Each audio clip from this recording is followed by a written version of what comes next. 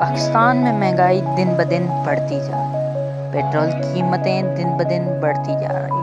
हुकूमत को कुछ सोचना होगा। पाकिस्तान की करेंसी दिन ब दिन कम होती जा रही और सारी चीज़ें महंगी होती जा रही। गरीबों के लिए भी परेशानी। बिस्मिल्लाहिर्रहमानिर्रहीम, अस्सलाम वालेकुम। मैं वश नवाज़ और आप देख रहे हैं बिन व्लॉग्स। तो सबसे पहले मेरे चैनल को सब्सक्राइब करें और बेल आइकन को ज़रूर प्रेस करें ताकि हमारी आने वाली वीडियो सबसे पहले आप तक पहुंचे। और इसके अलावा वीडियो को ज़रूर एंड तक देखिएगा क्योंकि वीडियो आज भी इंटरेस्टिंग बनने वाली है। वैसे तो हम बात करेंगे आज पाकिस्तान के में जो ट्रेंडिंग टॉपिक है महंगाई तो बढ़ती जाएगी क्योंकि महंगाई को कंट्रोल करने के लिए हमें डॉलर की जो उड़ान है उसको कम करना पड़ेगा। एंड इट इज़ पॉसिबल जब पाकिस्तान के पास पाकिस्तान की करेंसी का जो ये एक बड़ा मतलब देखिए ना, आप देखेंगे कि यूएस जो डॉलर है उसमें $100 से ज़्यादा वो नहीं होता। हमारे पास 5,000 का भी नोट होता है। तो इसको भी अगर मद्देनज़र रखा जाए तो 5,000 के नोट को ख़त्म करके 1,000 पे लाया जाए और ऐसे ही कम करते करते एक करेंसी की वैल्यू बढ़ेगी। और आपको पता है कि पाकिस्तान से भी अगर आप कंपेयर करें बांग्लादेश की करेंसी, तो हम कहते हैं कि तुम तो टके बराबर नहीं हो, तुम क्या हो। देखो टका you know what is this टका मीन्स। टका is the currency of the Bangladesh. जब बांग्लादेश आज़ाद हुआ पाकिस्तान से 1971 में, तो उसकी करेंसी कुछ भी नहीं थी। देयर करेंसी वाज क्रेश्ड, कुछ भी नहीं थी उनकी करेंसी। तो उन्होंने फिर अपनी करेंसी बिल्डअप की और आज उनकी करेंसी इंडिया और पाकिस्तान की करेंसी से ज़्यादा है। This is how the country develops, this is how the people unite and develop their countries. Sheikh Mujibur Rahman ने बांग्लादेश को आज़ादी दिलवाई पाकिस्तान से, जुल्फ़िकार अली भुट्टो से।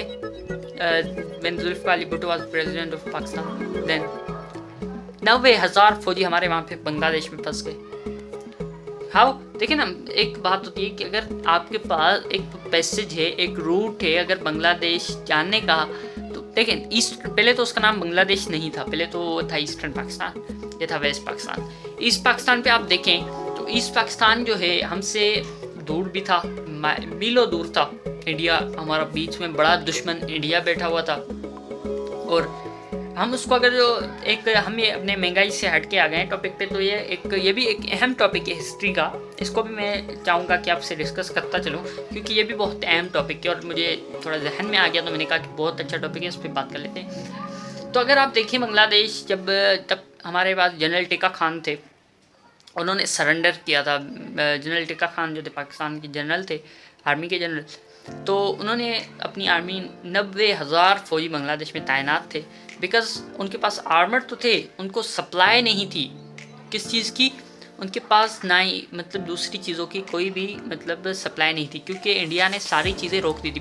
पर देखें आपकी उस वक्त इंडिया जो था हमारा एक बड़ा राइवल था और वो जो था वो पाकिस्तान और बांग्लादेश, ईस्टर्न पाकिस्तान के भी, वेस्टर्न और ईस्टर्न पाकिस्तान के भी माइलों दूर भी थे। और फिर उसमें एक बड़ा राइवल हमारा इंडिया आ जाता था बीच में, जो हमें इख्तलाफात पैदा करके हमें अलग करना चाहता था। शेख मुजीबुर रहमान ने अपनी 6 पॉइंट्स पाकिस्तान के आगे रखी। उन्होंने कहा कि ये हमारे कबूल करो, हम मतलब हमें अपने मतलब प्रोविंशियल ऑटोनॉमी दो वगैरह वगैरह। उन्होंने कुछ 6 पॉइंट्स रखी विच वर नॉट पाकिस्तान के जो प्रेसिडेंट थे उन्होंने एक्सेप्ट ना की, और जिसकी वजह से शेख मुजीबुर रहमान ने इंडिया से हेल्प मांगी और इंडिया ने अपनी फ़ौजों को बांग्लादेश के बॉर्डर्स पर भेज दिया और पाकिस्तान की फ़ौज वहाँ पे फंस गई क्योंकि बाहर से ना कोई रीइंफोर्समेंट हो सकती थी ना कुछ हो सकती थी। तो ऐसे ही बांग्लादेश को इंडिया ने हेल्प आउट किया आज़ादी में, इंडिपेंडेंस। तो ये ईस्टर्न पाकिस्तान ऐसे ही बांग्लादेश बना हुआ है। तो उसके बाद उस वक्त तो उनकी करेंसी कुछ नहीं थी, 90,000 पाकिस्तानी सरेंडर किया। फिर हमारे जुल्फ़िकार अली भुट्टो साहब इंदिरा गांधी के पास गए, उन्होंने बोला कि हमारे जो ट्रूप्स हैं 90,000 उनको उन्होंने सरेंडर किया है, you must leave them according to that treaty was sign, and हमारे सिपाही जो थे 9 something I have told you, उतने ही सिपाहियों को 90,000 फौजियों को हमारे को रिहा कर दिया गया। तो इसी तरह आप देखें कि 1971 में आज़ाद होने वाला बांग्लादेश हमसे आगे निकल गया, लेकिन हम जो 1947 में आज़ाद हुए हैं वो पीछे रह गए। इंडस्ट्रीज़ में करेंसी में, क्योंकि हम में यूनिटी नहीं है, हम में एक चीज़ नहीं है यूनिटी, कॉमन जो है यूनिटी होती है, जो हमें वो नहीं है कि भाई ये बंदा क्यों आगे जाए। जब वो बंदा आगे जाएगा तो it will benefit you and your country, not only him. कोई बंदा आगे जाएगा, काम करेगा तो बढ़ेगा, तो वो हमें भी फ़ायदा हो सकता है उसका, और कंट्री को भी फ़ायदा हो सकता है, सब लोगों को फ़ायदा होगा। ऐसे नहीं है कि अरे आगे बढ़ रहा है, वी आर जेलस पर्सन, हमें जेलसी बहुत है। इसको कम करेंगे जब आप, तो आगे बढ़ना खुद ही शुरू हो जाएंगे। खुद में जेलसीज कम करें। महंगी प्राइस हाइक हैं, मानते हैं हम, ये चीज़ें भी हैं, लेकिन देखें ना, एक हाँ ये भी बात है कि यार यहाँ पे करेंसी की वैल्यू डाउन है बिल्कुल। गरीब के पास अगर 100 रुपया हो तो वो कुछ नहीं ले सकता, ये भी बात है। एवरी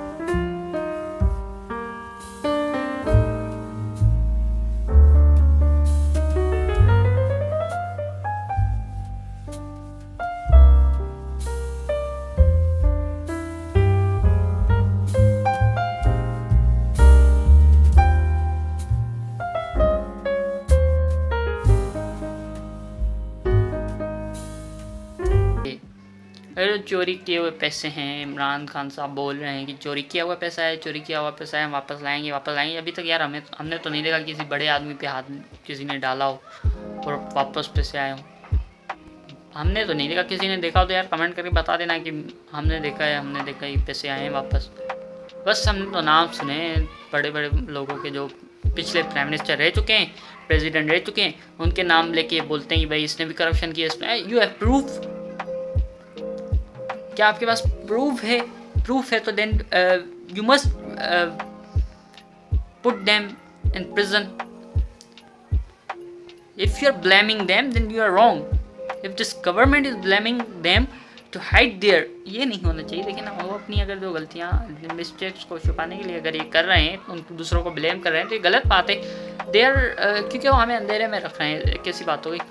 तो अगर ऐसा नहीं है, तो अगर आपके पास प्रूफ भी है, अगर आप साबित करना चाहते हैं, तो आप पाकिस्तान की जुडिशरी सिस्टम को ऐसा बनाएं, मजबूत बनाएं कि वो सज़ा देने के लिए, किसी को सज़ा देने के लिए तो वो हो सज़ा। इस्लाम में भी सज़ाएँ हैं, हर चीज़ की है।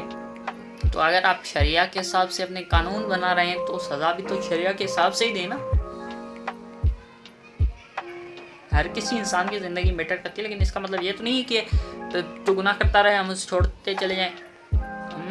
Everyone should be punished who is wrong, even who is wrong. Okay, तो ये हमारी चीज़ें माशरे में जब तक सही नहीं होगी तो कुछ भी ठीक नहीं होगा। ना तालीमी इदारे हमारे यहाँ अच्छे हैं, ना कुछ। कई इलाकों में जो बड़े बड़े नाम आते हैं, लाहौर, कराची, या हमारे देहातों में तो जाकर देखें, तालीम का कुछ निज़ाम ही नहीं है बच्चों में या किसी और में। बहुत ही जो मतलब लोअर कैटेगरी एजुकेशन जो है वो बहुत ही समझिए कि नीचे चली गई है हमारी।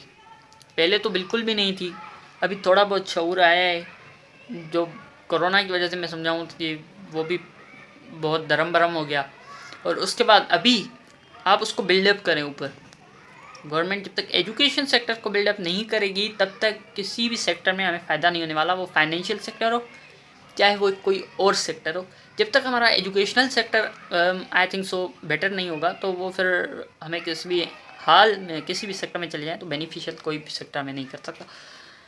तो यही बातें जो हैं हमें समझने की ज़रूरत है। हम ये कहते रहते हैं कि महंगाई हो गई, तो ये इसमें हमारा भी बड़ा हाथ है महंगाई में। ऐसी बात नहीं है कि महंगाई होती जा रही है तो ये हुकूमत की भी है। और ये भी बात है, बहुत सारे लोगों को मैंने ये सुना है कि नवाज़ शरीफ के दौर में महंगाई कम थी हमारे इमरान खान के। और ये भी है कि मैंने सुना है कि जब आप नवाज़ शरीफ का दौर उठा के देखें तो फ़ॉरेन लेवल्स पे महंगाई बहुत कम थी, ये भी बात है। और अभी जो है फ़ॉरेन लेवल्स पे महंगाई है, तो ये बात थोड़ी बहुत है समझने की कोशिश करनी चाहिए हमें, क्योंकि ये चीज़ें हमें बेनिफिट। देखें कि बांग्लादेश की मैंने मिसाल दी कि कैसे वो आज़ाद होकर उन्होंने यूनिटी से काम किया ना। हम यूनाइटेड नहीं है, इसीलिए हम जो है पीछे रहते जा रहे हैं। अगर हम यूनाइटेड होते तो पता नहीं कहाँ पहुँच जाते। इमरान खान तो देखिए ना, इमरान खान साहब आए हैं, उनको हुकूमत मिली है। वी आर सेइंग दैट कि अगर वो इन 5 साल में, अगर इनका आई थिंक तो 4th ईयर चल रहा है, तो अगर वो इन 5 साल में if you can do better. 3 साल अभी उनके गुजर चुके हैं, हमने तो कोई नहीं देखा कि बेटर हुआ हो, लेकिन कुछ काम हुए हैं, बहुत अच्छे भी काम हुए हैं। तो उम्मीद है अभी भी हैं 2 साल तो बहुत अच्छा हो जाएगा। इमरान खान साहब से हमें उम्मीदें हैं और ये होनी भी चाहिए एक प्राइम मिनिस्टर से। और उम्मीद है कि आगे बढ़ेंगे हम। पाकिस्तान का नाम, हर किसी के दिल में ये जज्बा होना चाहिए कि पाकिस्तान का नाम रोशन करें, क्योंकि पाकिस्तान का नाम रोशन करेंगे तो हमारी भी पहचान इसी मुल्क से, इसी वतन से, तो हमारा भी नाम होगा। और दूसरी चीज़, जो हमने बांग्लादेश की बात की, बांग्लादेश, शेख मुजीबुर रहमान, जनरल टिक्का खान, ये चीज़ें सारी जो हैं, एक जनरलाइज मैंने आपको चीज़ें बता दी कि आपको ये भी एक टॉपिक है। बांग्लादेश की आज़ादी पे बहुत अच्छा टॉपिक है। बांग्लादेश की 1971 में जुल्फ़िकार अली भुट्टो की कुछ कोताहियाँ थी, खुद शेख मुजीबुर रहमान की मतलब ज़िद थी, तो उसकी वजह से पाकिस्तान की कुछ गलतियों की वजह से और कुछ इंडिया ने कुछ कॉन्फ्लिक्ट्स हो गए कि मतलब कॉन्फ्लिक्ट्स बीच में पैदा हो गए कि बीच में इंडिया भी था, तो इसीलिए बांग्लादेश हमसे अलग भी हो गया। और आज देखें कि मैं ये बात कर रहा हूँ कि उनमें यूनिटी, उनमें एक दूसरे की तरक्की देखने का अमल, ये सारी चीज़ें थी। हमें वो नहीं, अगर हम वो अपने आप में लाएंगे तो आगे बढ़ेंगे, नहीं तो हमें कभी भी ये नहीं हो सकता कि हम आगे बढ़ें। तो बिल्कुल आगे बढ़ने की हर किसी को वो होनी चाहिए, जुस्तजू होनी चाहिए। तो आखिर में एक शेर कहना चाहूँगा बहुत ही दिल से। वो जो ख्वाब थे मेरे जहन में, वो जो ख्वाब थे मेरे जहन में, ना मैं लिख सका ना मैं कह सका। वो जो ख्वाब थे मेरे जहन में, ना मैं लिख सका ना मैं कह सका। मुझे ज़बां मिली तो कटी हुई, वो कलम मिला तो बिका हुआ। वस्सलाम, शुक्रिया, दुआ में याद रखिएगा, वीडियो को लाइक ज़रूर कीजिएगा। अल्लाह हाफ़िज़।